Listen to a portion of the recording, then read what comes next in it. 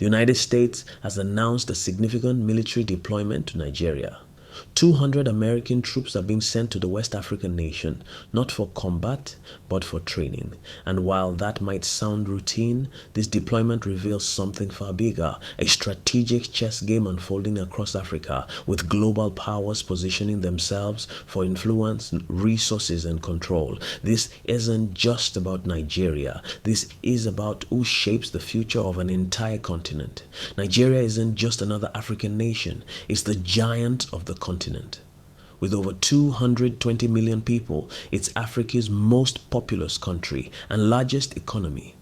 Its oil reserves make it a critical energy player. Its geographic position in West Africa makes it a gateway to the entire region.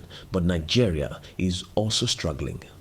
The country faces multiple security crises that threaten to tear it apart. In the northeast, the terrorist group Boko Haram and its offshoot ISWAP, Islamic State West African Province, have waged a brutal insurgency for over a decade, killing tens of thousands and displacing millions.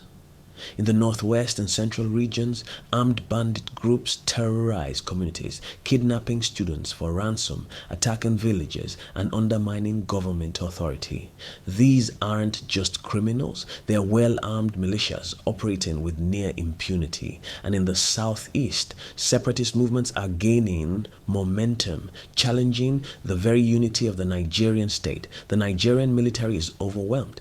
Corruption, poor training, inadequate equipment, and low morale have weakened what should be one of Africa's strongest fighting forces.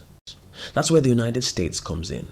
The 200 American troops will focus on training, advising, and equipping Nigerian forces. This isn't about US soldiers fighting Nigeria's battles. It's about building capacity, teaching counter-insurgency tactics, improving intelligence gathering, enhancing logistics, and professionalizing Nigeria's military. The US has done this before in various parts of Africa and the world with mixed results.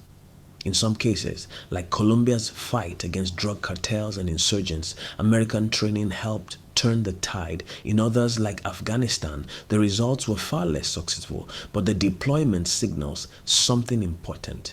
The United States sees Nigeria as critical to regional stability. If Nigeria collapses into chaos, the ripple effects would destabilize West Africa, create massive refugee flows, and open the door for terrorist groups to expand their operations across the region and potentially beyond.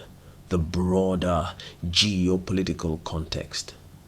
Here's where it gets more complex. The United States isn't the only global power interested in Nigeria or Africa more broadly. China has been investing heavily across the continent for years, building infrastructure, securing mining rights, and expanding its economic footprint. Russia has been making inroads through military contracts and private military companies like the Wagner Group, which has operated in several African nations. France, the former colonial power in much of West Africa, has been losing influence as anti-French sentiment grows, and countries like Mali, Burkina Faso, and Niger have kicked out French troops and turned to Russia instead. The United States cannot afford to lose Nigeria. Strategically, economically, and ideologically, keeping Nigeria aligned with Western interests is crucial. This military training deployment is soft power in action, building relationships, creating dependencies, and ensuring that when Nigeria needs military support, equipment, or intelligence, it looks to Washington, not Beijing or Moscow. But training alone won't solve Nigeria's problems. The country's security crisis is rooted in deeper issues: poverty, unemployment, ethnic and religious tensions, government corruption, and a lack of basic services in vast areas of the country. You can train soldiers all you want, but if they're poorly paid, if their commanders are corrupt, if the government they're defending is seen as illegitimate by large portions of the population, military training won't change much. There's also the risk of unintended consequences. American trained forces in other countries have sometimes been involved in human rights abuses, coups, or have defected to join the very groups they were supposed to fight. The US will need to carefully monitor how this training is used and ensure it actually serves Nigeria's people, not just its political elite.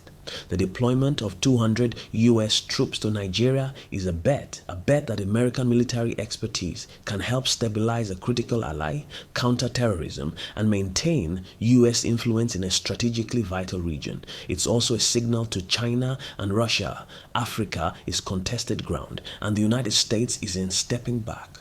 For Nigeria, this is an opportunity, but only if the country addresses the root causes of its instability. Training can improve military effectiveness, but it can't replace good governance, economic opportunity, or justice. The question now is whether this partnership will genuinely help Nigeria overcome its security challenges, or whether it's just another chapter in a long history of foreign powers pursuing their own interests on African soil. Time will tell. But one thing is certain: what happens in Nigeria matters far beyond its borders.